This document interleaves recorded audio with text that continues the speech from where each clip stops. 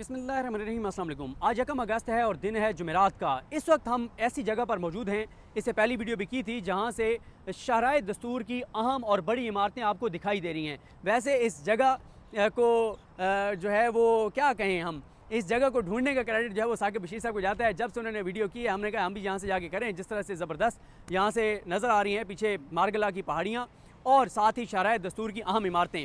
देखें, इस वक्त हम जहाँ पर खड़े हैं, मेरे पीछे आपको जो 2 बड़ी इमारतें नज़र आ रही हैं वो हैं प्राइम मिनिस्टर ऑफिस और प्राइम मिनिस्टर ऑफिस के साथ सुप्रीम कोर्ट ऑफ पाकिस्तान। और सुप्रीम कोर्ट से अगली जो इमारत है वो पार्लियामेंट की इमारत है। और प्राइम मिनिस्टर ऑफिस जो आपको नज़र आ रहा है, प्राइम मिनिस्टर ऑफिस के बिल्कुल अपोजिट जो है वो इलेक्शन कमीशन ऑफ पाकिस्तान है। इस वक्त इन 4 इमारतों में बैठे हुए बड़ों के दरमियान शदीद लड़ाई हो रही है। लड़ाई शिद्दत इख्तियार कर गई है। लेकिन बात करेंगे कि ये लड़ाई कौन जीतेगा, ये जंग कौन जीतेगा और कौन गेम में रहेगा, कौन गेम से बाहर हो जाएगा, किन 2 इमारतों के मकीन बहुत शदीद ख़तरे में हैं, उस पर भी बात करेंगे।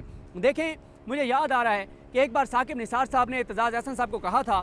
एतजाज़ अहसन साहब जब दलाइल दे रहे थे एक क्वेस में, तो उन्होंने कहा था, एतजाज़ अहसन या पता नहीं एतजाज़ अहसन साहब कोर्ट रूम में मौजूद थे, तो साकिब निसार साहब ने कहा था कि एतजाज़ अहसन साहब से पूछिए कि शाहराए दस्तूर की तमाम इमारतों में से 2.5 फुट ऊंची इमारत कौन सी है और ये क्यों 2.5 फुट ऊंची है। उन्होंने ये बात कही थी।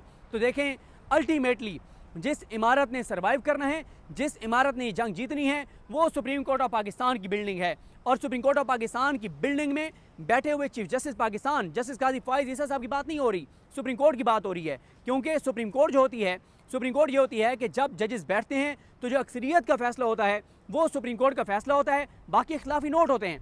फुल कोर्ट जब बैठी, उसमें पता चल गया कि सुप्रीम कोर्ट कौन है। उसमें सुप्रीम कोर्ट उस केस में साबित हो गया कि जस्टिस मंसूर अली शाह साहब, जस्टिस मुनीब अख्तर साहब, जस्टिस आयशा मलिक साहिबा, जस्टिस अतर मिनल्ला साहब, जस्टिस मोहम्मद अली मज़ा साहब, जस्टिस हसन अज़हर रिजवी साहब, और अतर मिनल्ला साहब शायद मैं नाम पहले ले चुका हूँ, और जस्टिस इरफान सादत खान साहब, ये वो जजेस हैं जो सुप्रीम कोर्ट है उस केस में। और सारी लड़ाई उस केस की वजह से, मखसूस नशिस्तों वाले केस की वजह से है। देखें, उल्टी गिनती शुरू हो गई है, टाइम बहुत कम है, लड़ाई शदीद हो गई है। पार्लियामेंट अपना आखिरी कार्ड खेल चुकी है। पार्लियामेंट ने अपना आखिरी कार्ड ये खेला कि उन्होंने क्या किया कि उन्होंने कानून साजी कर दी। और कानून साजी के ज़रिए सुप्रीम कोर्ट ने, यानी कानून साजी है कि उन्होंने बिल पेश किया, कमेटी से मंजूर करवाया, कौमी असम्बली से पास होगा, सेनेट से पास होगा, और उसमें उन्होंने ये किया कि सुप्रीम कोर्ट ने जो 3 चीज़ें कही थी उन तीनों चीज़ों को बदल दिया। मसलन सुप्रीम कोर्ट ने यह किया, उन्होंने कहा कि जो आज़ाद उम्मीदवार हैं, जो आज़ाद उम्मीदवार थे सुन्नी इत्तेहाद कौंसिल में चले गए, उनको अब दोबारा ये मौका फराहम किया जा रहा है कि वो ये बयान हल्फी दें कि वो जब इलेक्शन लड़े थे तो किस जमात के उम्मीदवार थे, और उस जमात से एफिलिएशन के बयान हल्फी दें इलेक्शन कमीशन में, और इलेक्शन कमीशन उसके बाद उस पार्टी से क्लैरिफाई करे और उस पार्टी से डिक्लेरेशन लेके, सर्टिफिकेट लेकर, उसके बाद इलेक्शन कमीशन उनको उस पार्टी का MNA डिक्लेयर करे। अब दूसरा उन्होंने ये किया कि उन्होंने मखसूस नशिस्तों की लिस्ट फराहम करने के लिए मौका दिया PTI को कि आप दें। यहाँ पे अब इस कानून में जो 3 तब्दीलियाँ की गई हैं, पहले ये किया गया है कि अगर कोई आज़ाद उम्मीदवार है और वो 3 दिन में किसी पार्टी में शामिल हो जाता है, उस पार्टी में शामिल होने के बाद वो किसी और पार्टी में दोबारा नहीं जा सकता। यहाँ पे हुआ था कि सुन्नी इत्तेहाद कौंसिल में चले गए हुए थे, सुप्रीम कोर्ट ने दोबारा उनको मौका दिया कि आप PTI में चले जाएँ। मखसूस नशिस्तों की लिस्ट जो नहीं देगा उसको मखसूस नशिस्तें नहीं मिलेंगी, ये तरमीम की गई है। इस हवाले से रीमा उमर साहिबा ने बहुत इंपॉर्टेंट बात की। वो पॉइंट बड़े बड़े वकीलों को मैंने सुना, लेकिन रीमा उमर साहिबा के अलावा वो पॉइंट किसी ने नहीं कहा। रीमा उमर साहिबा ये कहती हैं कि जो कानून साजी पार्लियामेंट ने की है, इस कानून साजी के बावजूद सुप्रीम कोर्ट के फैसले पे कोई असर नहीं पड़ेगा। उसकी वजह यह है कि सुप्रीम कोर्ट ने इस जो कानून है उसकी कोई ऐसी तशरीह तो की ही नहीं है कि आइंदा के लिए ये सुप्रीम कोर्ट ने कहा हो कि ये मिसाल के तौर पे आप इसको पेश कर सकते हैं, या आइंदा इसी तरह से मामला चल सकते हैं कि हर इलेक्शन में जो भी 3 महीने बाद भी चाहे तो पार्टी तब्दील कर सकता है, बाद में मखसूस नशिस्तों की लिस्ट दे सकता है, बाद में वो जो है वो सर्टिफिकेट दे सकता है। सुप्रीम कोर्ट ने माजी में की गई एक गलत चीज़ को सुप्रीम कोर्ट ने दुरुस्त किया है। सुप्रीम कोर्ट ने ये चीज़ें मुस्तकबिल के लिए नहीं की कि आइंदा भी ऐसा हो सकता है। सुप्रीम कोर्ट ने माजी की गई ब्लंडर्स को, गलतकारियों को, उन हालात को देखते हुए और उन हालात को डिक्लेयर करते हुए कि जिन हालात में ये सब कुछ हुआ है उस वजह से सुप्रीम कोर्ट ये कर रही है, ठीक कर रही है, इसलिए सुप्रीम कोर्ट ने ये किया, माजी की चीज़ को ठीक किया है, मुस्तकबिल के लिए नहीं। ये उन्होंने एक मिसाल बना दी कि आइंदा भी आप सुप्रीम कोर्ट के इस फैसले की बुनियाद बना के कोई भी जो है वो अगले इलेक्शन में कर सकता है, ऐसा नहीं है। लिहाजा ये इस तरह से नहीं होगा जिस तरह से ये हुकूमत चाह रही है।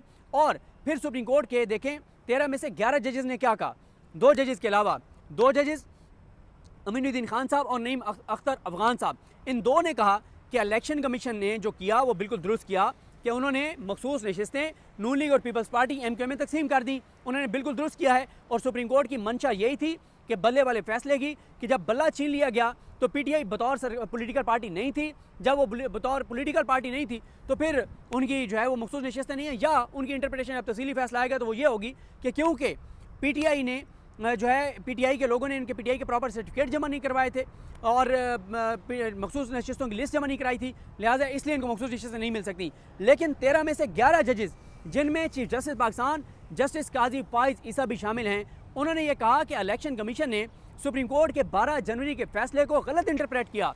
सुप्रीम कोर्ट ने बल्ला ज़रूर छीन लिया था काजी फाइज ईसा साहब ने और मुसरत हिलाली साहब वगैरह ने, लेकिन बल्ला छीन जाने से PTI बतौर पॉलिटिकल पार्टी एग्जिस्ट करती थी। जब वो बतौर पॉलिटिकल पार्टी एग्जिस्ट करती थी तो फिर उनके बतौर पॉलिटिकल पार्टी राइट्स मौजूद थे। उनके जो ये लोग थे वो उनके निशान मुख्तलिफ ज़रूर थे, उनको घटिया किस्म के निशान ज़रूर दे दिए गए थे, बल्ला उनके पास नहीं था, एक निशान नहीं था, लेकिन वो उम्मीदवार फिर भी PTI के थे। और यही मामला सलमान अकरम राजा साहब 8 फरवरी से पहले सुप्रीम कोर्ट लेकर आए थे जब रजिस्ट्रार ऑफिस ने इतराज़ात लगा दिए थे।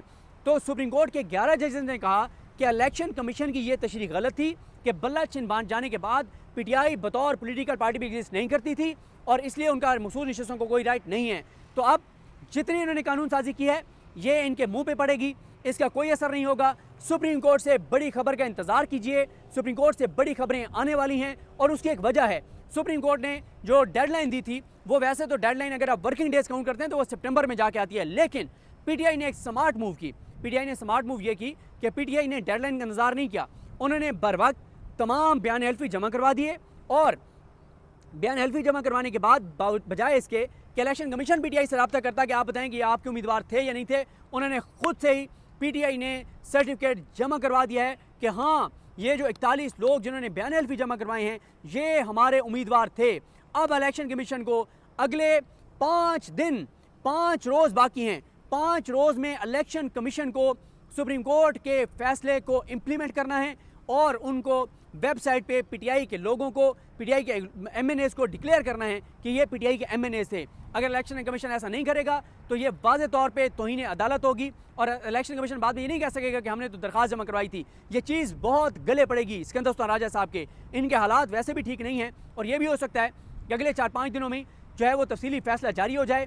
और ये भी मैं आपको बता दूँ कि इस तफसीली फैसले के आने के बाद भी बहुत से इस बेंच में 8 जजेस में से 3-4 जजेस जो है वो अपने इजाफी नोट भी लिखेंगे और वो जो जजमेंट आएगी उस जजमेंट पे पूरा 1 महीना प्रोग्राम्स होंगे, टॉक शोज होंगे, सोशल मीडिया पे बात होगी और उसमें जिस तरह से आजकल हसनात मलिक साहब कहते हैं या मतीउल्लाह जान साहब ये बात कहते हैं कि उसमें जब उस तफसीली फैसले में ऐसी चीज़ें लिखी जाएंगी जो सुप्रीम जुडिशल काउंसिल में इलेक्शन कमीशन के खिलाफ, इलेक्शन कमीशन के मेम्बरान के खिलाफ, चीफ इलेक्शन कमिश्नर के खिलाफ वो चीज़ें इस्तेमाल हो सकती हैं, क्योंकि सुप्रीम कोर्ट जिस बुनियाद पे फैसला देगी वो इलेक्शन कमीशन का कंडक्ट होगा और उस हवाले से बहुत कुछ होगा। लिहाजा ये जो 4 इमारतों में लड़ाई है, एक तो सिकंदर उस्मान राजा साहब तो मैटर ही नहीं करते ना, वो बड़े छोटे मोटे मोरे हैं, बड़े हाथियों की लड़ाई है। देखें इस वक्त मैं समझता हूँ कि सुप्रीम को इस शराय दस्तूर के 2 मकीनों के ओहदे जो हैं वो ख़तरे में हैं। 4 इमारतों के दरमियान ये लड़ाई है। देखें शहबाज शरीफ साहब को मसला ये है कि शहबाज शरीफ साहब और काजी फाइज़ साहब वो दोनों एक दूसरे पर डिपेंडेंट हैं। शहबाज शरीफ ये समझते हैं कि अगर हम काजी फाइज़ साहब को एक्सटेंशन देंगे तो ये निज़ाम बरकरार रहेगा, ये हुकूमत बरकरार रहेगी और उसके लिए चाहिए मखसूस नशिस्तें नून लीग और पीपल्स पार्टी को। दूसरा यह है कि अगर काजी साहब नहीं रहेंगे फिर शहबाज शरीफ की हुकूमत भी नहीं रहेगी। ये बात खुद ख्वाजा आसिफ ये कह चुके हैं 3 बार। कल रात को भी उन्होंने शाहजेब खानजादा के प्रोग्राम में कही कि अगर 26 अक्टूबर को काजी फाइज़ साहब घर चले गए तो मंसूर अली शाह साहब आते ही इलेक्शन का मामला टेकअप करेंगे और इस हुकूमत को घर भेज दिया जाएगा, जो कि वो गलत कह रहे हैं। अच्छा, एक तो वो गलत इसलिए कह रहे हैं, एक तो पहली बात तो है कि एक तरह से वो दुरुस्त भी कह रहे हैं कि काजी साहब के जाते ही हुकूमत गिर जाएगी। वो दुरुस्त इसलिए कह रहे हैं कि उनको पता है कि हम सब जाली फॉर्म 47 के जरिए जीते हुए हैं और इन फॉर्म 47 की बका के ज़ामन जो हैं वो काजी फाइज़ ईसा हैं। जैसे ही काजी साहब जाएंगे तो एक लम्हे के लिए हम फ़र्ज़ करते हैं कि मंसूर अली शाह साहब चीफ जस्टिस पाकिस्तान बन गए हैं। ऐसा नहीं है कि वो इस हुकूमत को घर भेज देंगे। वो सिंपल ये करेंगे कि कानून ये कहता है कि 180 दिन में इलेक्शन पिटीशन का फैसला होना था, अब जो है वो उससे ज़्यादा टाइम गुजर चुका है। हम लाहौर हाई कोर्ट समेत तमाम ट्रिब्यूनल्स को ये डायरेक्शन देते हैं कि 1 माह में इलेक्शन पिटीशन का फैसला करें। 180 इलेक्शन पिटीशन हैं, जब 180 इलेक्शन पिटीशन का फैसला होगा तो ये हुकूमत वैसे ही घर चली जाएगी। तो ये बात एक तरह से ख्वाजा आसिफ ठीक कह रहे हैं कि काजी फाइज ईसा साहब के जाते ही ये हुकूमत घर चली जाएगी, लेकिन काजी साहब को इस वक्त बचाना इस हुकूमत के लिए बहुत मुश्किल होता चला जा रहा है, क्योंकि मखसूस नशिस्तों के मामले में जो आखिरी कार्ड खेला था उन्होंने, वो आखिरी कार्ड मेरा ख्याल है कि वो आखिरी कार्ड गलत खेल बैठे हैं। वो जो कानून साजी उन्होंने की है वो गलत है, उसका इसके ऊपर कोई इसके ऊपर इम्प्लीमेंट नहीं हो सकती, असरअंदाज नहीं हो सकती। अब होगा ये कि ऑप्शंस क्या हैं।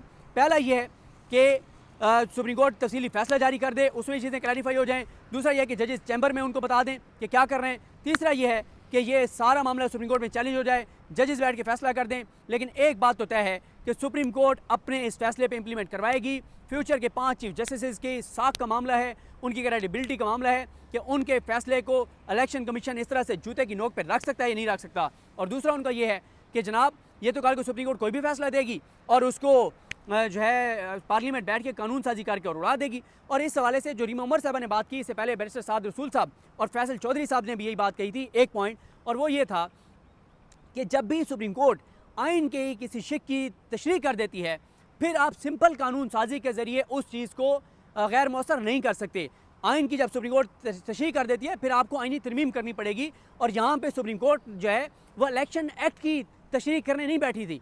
सुप्रीम कोर्ट ने जो है वो आइन की तशरीह की है। और इसकी आपको वजह बता देता हूँ। जब ये 3 रुकनी जजेस के सामने लगा था, जिसमें मंसूर अली शाह साहब थे और उनके साथ मोहम्मद अली मज़हर साहब थे और तीसरे आई थिंक उसमें अतर मिनल्ला साहब थे शायद, 3 जजेस जो थे, उसमें यह हुआ था कि 3 जजेस ने मामला कमेटी को इसलिए भेजा था कि यह आइनी तशरीह का मामला है। तो जहाँ पे सुप्रीम कोर्ट के फुल कोर्ट ने आइनी तशरीह की है, वहाँ पे सिंपल कानून साजी के ज़रिए उसके फैसले को गैर मौसर नहीं किया जा सकता।